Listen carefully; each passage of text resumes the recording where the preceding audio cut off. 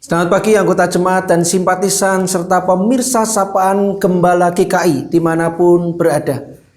Senang ketika saya Pendeta Utomo dari GKI Karangsaru Semarang boleh menyapa kembali saudara-saudara.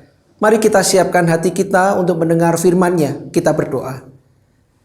Bapa yang baik, kami datang di hadapan-Mu dengan penuh syukur. Hari ini kami percaya Engkau memberkati kami karena kasih karunia-Mu selalu baru buat kami. Mampukan kami untuk mengerti apa yang Kau kehendaki dan berikan kami kuasa untuk melakukannya.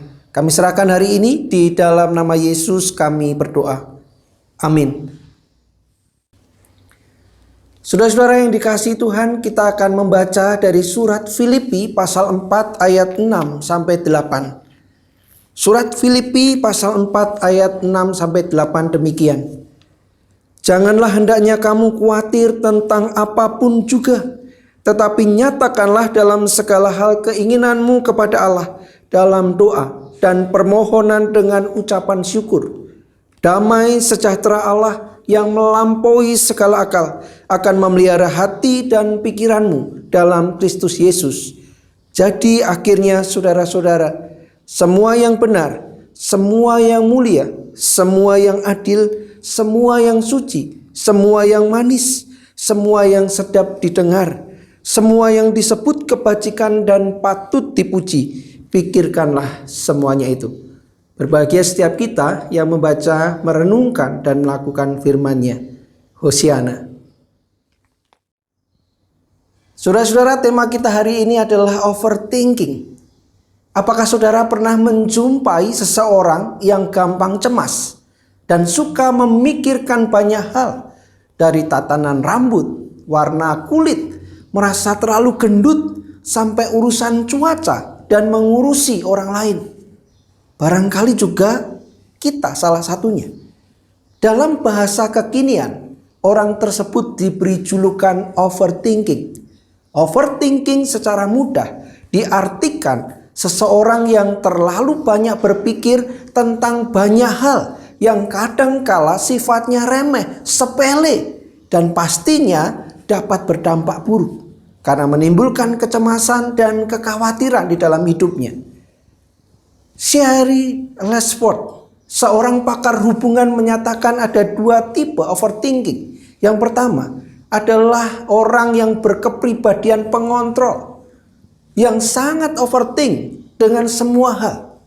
Pikiran itu muncul sebagai antisipasi mereka terhadap hal-hal negatif namun berlebihan. Yang kedua, individu yang bersandar pada rasa insecurity atau tidak aman. Bahasa gaul hari ini adalah insecure. Sedangkan Catherine Smerling, psikolog keluarga dan pernikahan, menyatakan bahwa orang-orang yang terjebak pada overthinking itu juga sangat mengganggu dalam relasi interaksi dalam hubungan berkeluarga.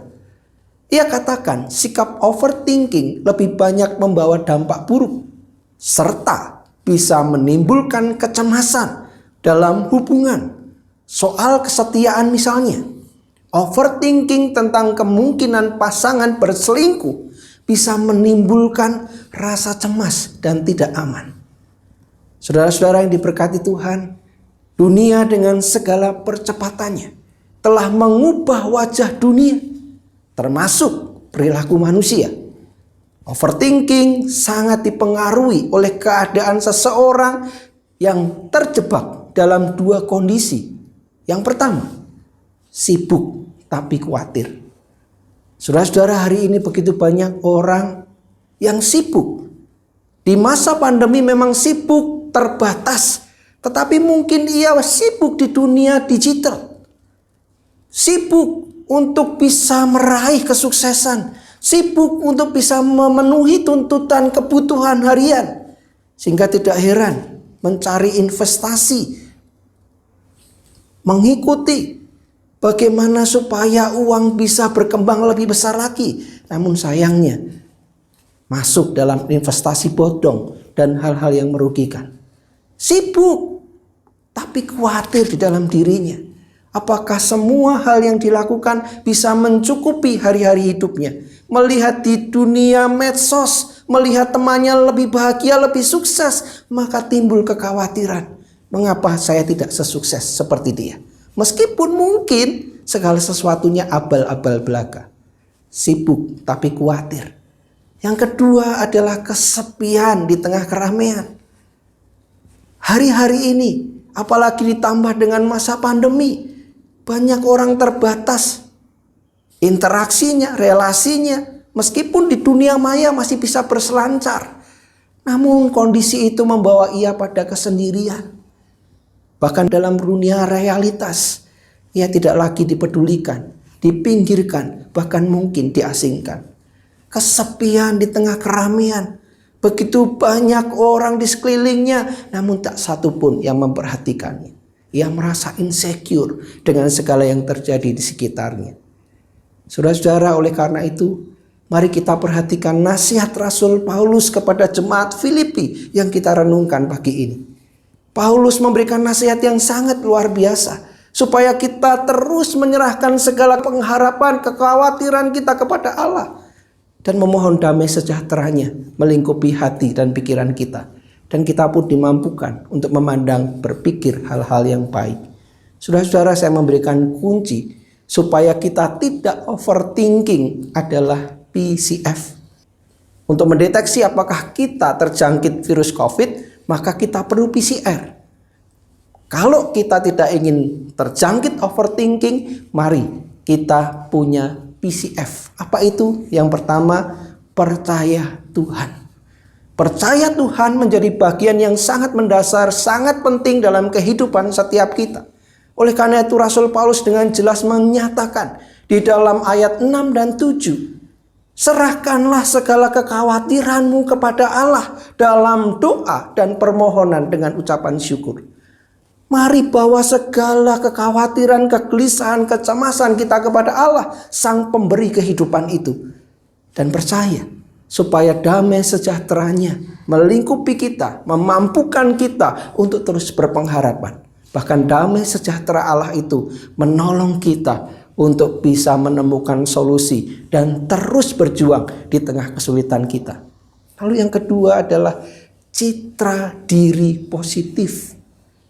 Rasul Paulus memberikan satu keterangan yang sangat indah, satu nasihat ajaran yang perlu untuk kita lakukan di dalam ayat 7 dan ayat 8. Supaya sungguh-sungguh damai sejahtera Allah itu yang mengisi kita, bukan damai sejahtera yang datang dari dunia.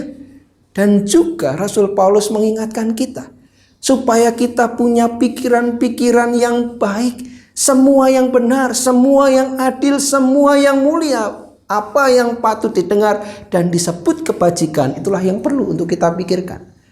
Dan orang-orang yang bisa menerapkan ini, maka dalam hari-hari kehidupannya ia akan menampilkan gaya hidup yang betul-betul membawa damai sejahtera bagi sekitarnya. Bukan kepalsuan, tetapi sebuah gaya hidup yang muncul dari hati yang diberkati.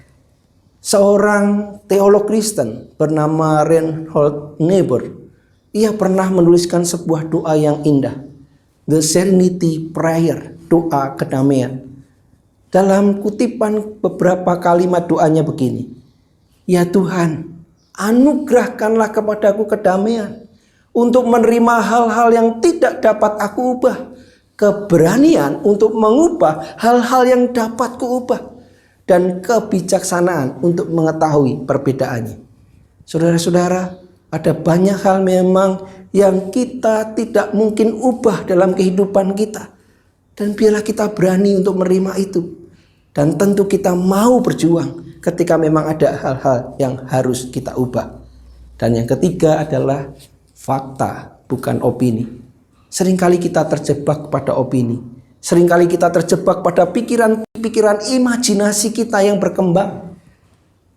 Namun mari kita belajar untuk melihat faktanya. Kita melihat realitasnya. Kita melihat data-data yang ada. Dan dengan itu semua kita akan dimampukan untuk melihat segala sesuatu dengan lebih jelas, dengan lebih gamblang. Dan kita bisa menemukan solusi-solusi yang terbaik.